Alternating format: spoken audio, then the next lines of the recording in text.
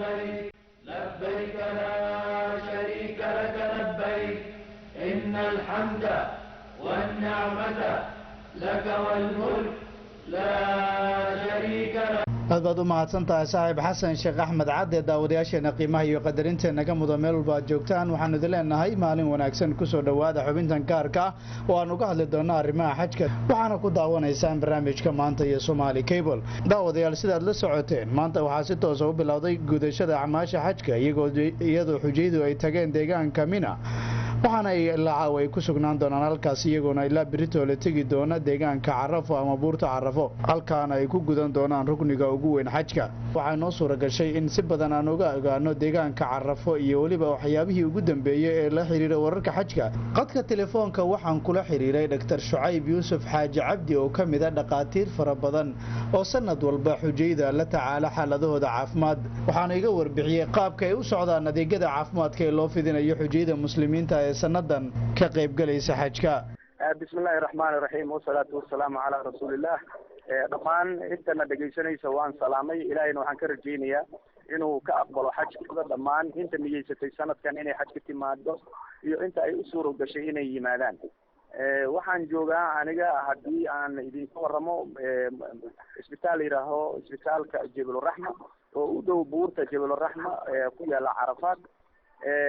sidaad ogsoontihiina waxaan la soconaa xarakada iyo dhaqdhaqaaqa xujayda. marka xujayda maanta waxay soo bilaabeen inay yimaadaan muxuu ahaa Mina.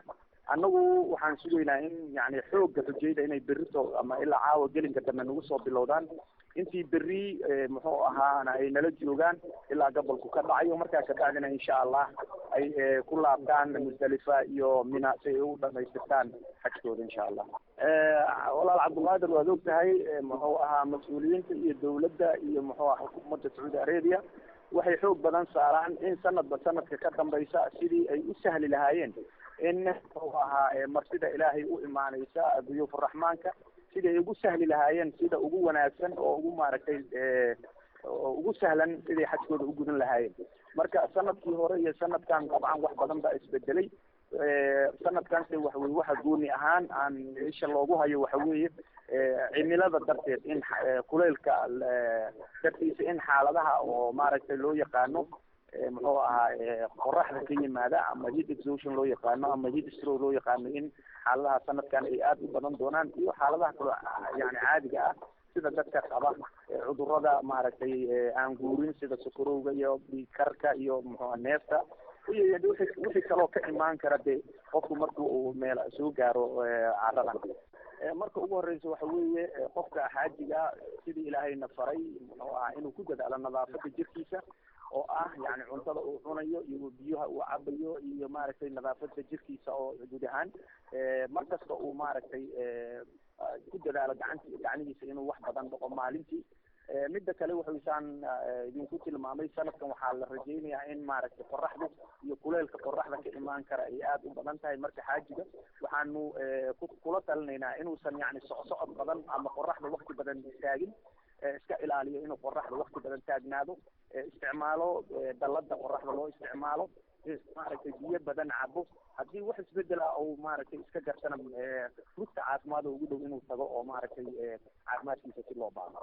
aad iyo aad ayuu mahadsan yahay. kaasi waxa uu ahaa Dr. Shucayb Yuusuf Xaaji Cabdi oo kamid ah dhaqaatiir fara badan oo muslimiin ah kuwaas oo sanad walba la tacaala xaaladaha caafimaad ee xujayda. xubintan inta ayaan ku joojinaynaa markan dib aan idinku celiyo wariyaheena Xasan Sheekh Axmed Cadde.